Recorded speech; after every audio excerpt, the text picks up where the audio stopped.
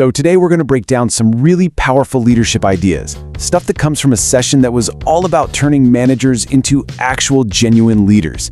We're going to unpack a framework that gets right to the heart of what every single person on your team, and hey, even in your life, really truly wants. All right, let's get into it. We've got to start here with this truth from the incredible Maya Angelou, something we all kind of know deep down, right? This isn't just a nice quote for a poster. It's the bedrock. It's the absolute foundation for any kind of effective leadership. It's never about the spreadsheets or the project deadlines. It's about the feeling you leave people with. And this is what it looks like when you take that universal truth and turn it into a personal mission. The person who ran the session we're talking about, Mike Kahn, he framed his whole purpose just like this. Not to be the best CEO or the best strategist, but to be the best in the world at helping people feel seen. Okay, so what does it actually mean to be seen? Especially when we're talking about leadership.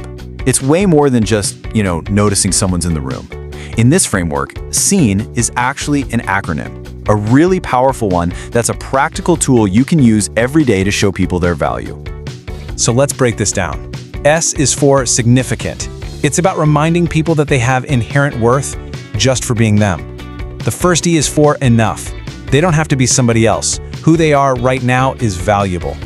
The second E is entrusted, which means recognizing they have unique gifts that only they can bring to the table.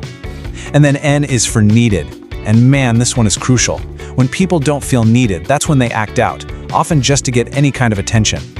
So look, knowing why it's so important to make people feel seen, that's step one. But the next question is, how do you do it?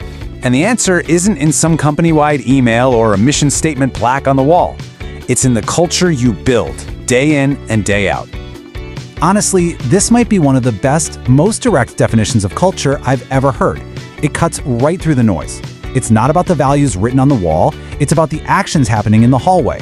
It's what you do, and just as important, it's the behaviors you tolerate. It's what you allow to be done. And this is where the rubber meets the road, right? Any company can cook up a fancy mission statement, but the real job of a leader is to close that gap between what you say you are and what your team actually experiences. The culture is the reality. It's what you do. Okay, so if culture is all about action, how do you shape it? How do you actually encourage the right kinds of actions? Well, this leads us to a fundamental rule of human behavior that every single leader has to get their head around. It all boils down to this. Seriously, it is this simple and this profound. If you want more collaboration, you reward it publicly. If you want more out-of-the-box thinking, you reward it. The things you choose to recognize and reward, well, that's the most powerful tool you have for showing people what really matters around here. And this idea is supported by a few other core truths that are just so on the money. The idea that not all managers are leaders, that one really hits home. A manager just handles tasks. A leader inspires people. And remember this sequence. You lead the people, you manage the processes they use, and then you measure the results so you can get better. It's that simple. Now let's pivot for a second.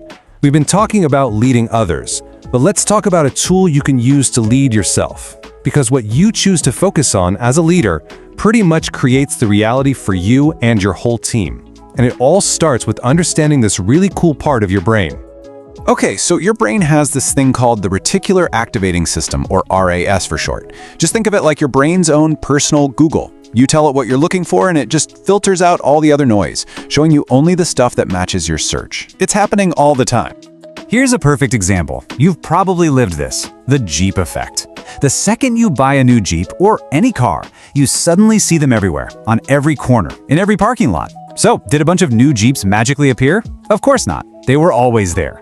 Your RAS just got a new search term, Jeep, and now it's pointing them all out to you. The exact same thing is true for finding opportunities, for seeing problems, or for finding the good in people. So this brings us to a choice we're making constantly. Are we searching or are we scrolling? Scrolling is just passive. You're letting the algorithm of life feed you whatever it wants. But searching, that's an act of leadership.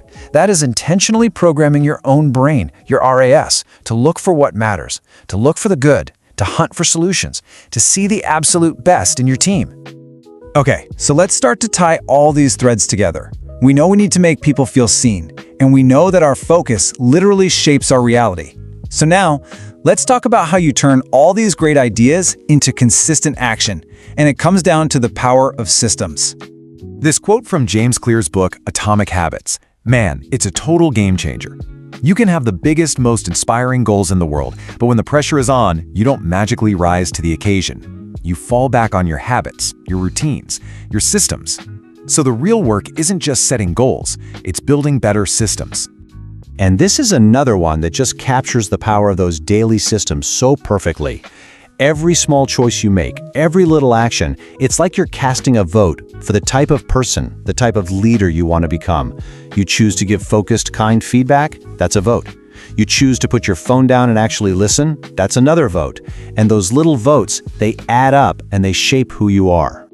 And this puts all the power right back in your hands. It's a direct and pretty powerful question to ask yourself. Based on all the little votes you've cast so far today, who are you on your way to becoming? And we're going to end on this final, really inspiring thought. Why does any of this matter? Why bother building better systems, focusing your attention, or making people feel seen? Because your personal growth, it's not just for you. It's preparation. You are becoming the leader that someone somewhere is going to desperately need. They just don't know it yet. What an incredible thought to leave with.